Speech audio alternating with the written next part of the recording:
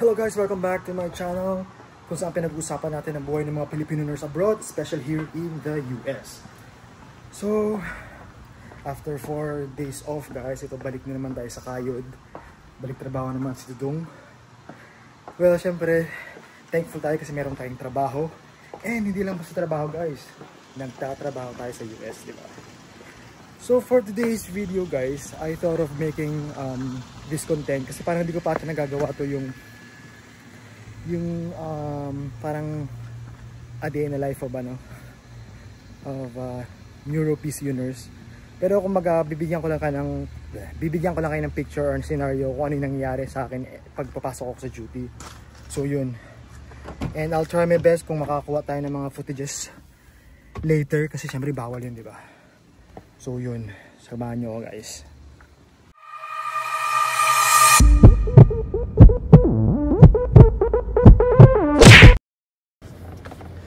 So yun guys, basically nagsisimula yung araw ko pag nag-alarm na yung orasan ko ng 5:20.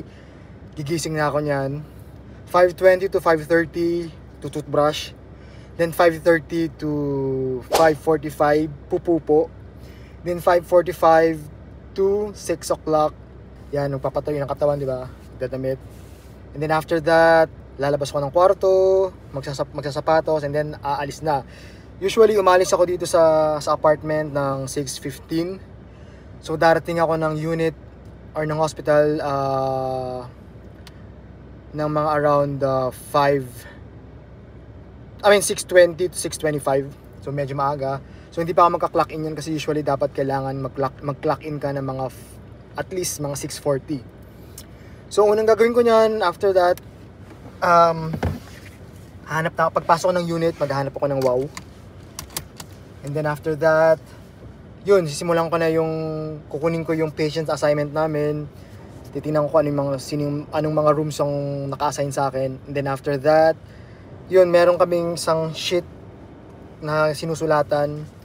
Doon namin nilagay lahat ng mga importanteng info about our patients. Yung mga procedures, yung mga tests, yung mga plan of care. So usually yun. Then after that, mag-fill up na ako ng telemonitor sheet. Kasi ipapasa yun sa monitor room. Sila yung mag-check. Tapos i-radyo kanila or i-call out kanila sa walkie kung mayroong problema sa heart rhythm ng pasyente mo. So basically yun. And then ano pa ba? So yun. And then after that, pagpatak ng 7 o'clock, usually mag-huddle kami ng 6:45. Depende sa namin yan, sa charge nurse kung mag-huddle kami. So 6:45 to 7 o'clock ang huddle, and then 7 o'clock to 7 o'clock start na ng endorsement. Hindi endorsement ng term dito hand-off report. So yun na. So usually depende yan kung sobrang medyo marami na busy morning, usually natatapos ang hand-off ng mga alas 8, pero pag hindi naman, usually mga 7:30 tapos na yan. So pagpatak ng 7:30, sisimula na kami mag-ikot niyan. Mag-ikot na for vitals and assessment. And then usually ang hawak naman namin na pasyente maximum 4. Pero sobrang max na yung 5. So yan. Mahirap talagang mag-start ng shift pag tatlo yung pasyente mo kasi merong chances na magkakaroon ka na admission ng isang admission. And ang malupit pa dyan guys, pag bago mag-start ng handoff, dumating na yung admission na dapat sa morning shift. Sobrang toxic niya guys. Sobrang anggulo talaga. So yun yung pinaka ayoko para mag-start yung duty ko na parating yung mga pasyenteng for admission. Usually magandang mag-admit pag 10 o'clock PM onwards kasi medyo settled ka na niya, nagawa mo na yung vitals mo, assessment mo, and medications mo. So kahit tumanggap ka na ng admission, okay na, settled ka na. Unlike pag hand-off pa lang, darating na sila, sobrang anggulo talaga. Pag nasimulan pa naman yung shift mo na magulo, ang gulo niya na, promise, ang gulo niya na, masasettle ka lang niya mga bandang alas 2 na ng madaling araw. So yun, after mag-hand off, yun na, di ba, vitals ng assessment, and then after that, usually matatapos yun mga 8 to 8:30, or madalas 8:30. 8:30, bigay ka na ng meds niyan. So usually mga meds naman, pwede mong ibigay ng 1 hour advance, 1 hour late. So yun. And sabi ko nga, di ba, epic yung gamit namin na system. So, sobrang ano talaga siya, real time siya. So, makikita doon kung how efficient you are as a nurse. Basically, parang ganun. So, ma-assess din doon kung saan ka medyo mahina, kung ano ba yung mga dapat mong improve in terms of your performance sa paggawa ng assessment, pagbigay ng mga medications. So, yan. Usually ginagawa namin handoff bedside talaga. Hindi siya pwedeng sa labas ng room kasi gusto namin na involve yung pasyente and relatives sa plan of care. So basically yun talagang i-calling attention namin ng charge nurse namin or ng A&M pag nakita kami sa labas kami nagbibigay ng report. Ano na lang, siguro exception na lang siguro yung mga pag naka-isolation sila sa may mga contact precautions or respiratory droplet precautions, yun. So pwedeng namin gawin yung handoff sa labas, and then after ng handoff, saka kami papasok sa room para magpakilala or introduce namin yung sarili namin, at syempre magpaalam yung outgoing shift. So yun. And then syempre pagpasok ng room, usually ginagawa namin yung 5Ps guys, 5Ps. Yung pain, periphery, putty, ano pa ba? Nakalimutan ka na, so ulit. Ayun, 5Ps. So, number 1, yung pain, position, periphery, putty, and then parting.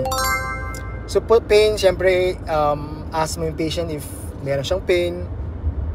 So, kung may pain, ask them how bad is their pain from 1 to 10, description ng pain, and then after that, position. So, you have to make sure na komportable yung pasyente mo. Periphery, kailangan mong inspect yung loob ng room. Dapat safe yung surroundings, yung loob ng room. Walang mga cord na nakakalat, walang mga towels na makakalat, walang basa sa floor na pwedeng madulas yung pasyente, mag-cause ng fall. So yun. And then after that, what else? Putty. So before you leave the patient's room, you have to ask the patient if gusto nila mag-toilet para ma-assist mo sila while you're in the room. So basically yun. And then after that, parting. So you have to parang to give instructions sa pasyente mo na ano yung mga next na gagawin mo, mga interventions na gagawin mo, and kung kailan ka babalik.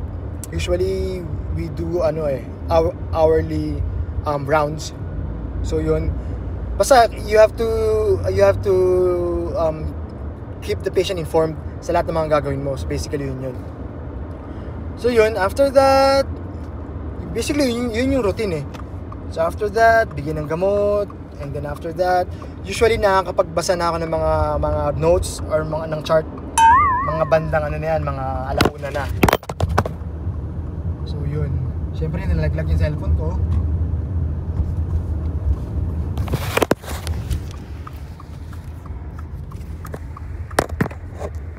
So yun, nalaglag yung telepono. So yun nga, going back, usually guys, nagagawa ko na yung pagbabasa ng mga notes, pag-review, updates, after siguro after midnight na, mga 1 o'clock na. So yan. Then after that, pag natapos na yun, rounds na naman by 4. So tuloy-tuloy na yun, and then by 7 o'clock, handoff na ulit. So basically, yun yung routine guys ng trabaho ko.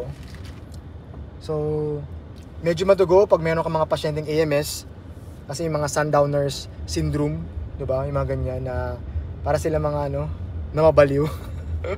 Ang hirap nila i-pacify. Especially sa mga oldies nga yung mga pasyente namin.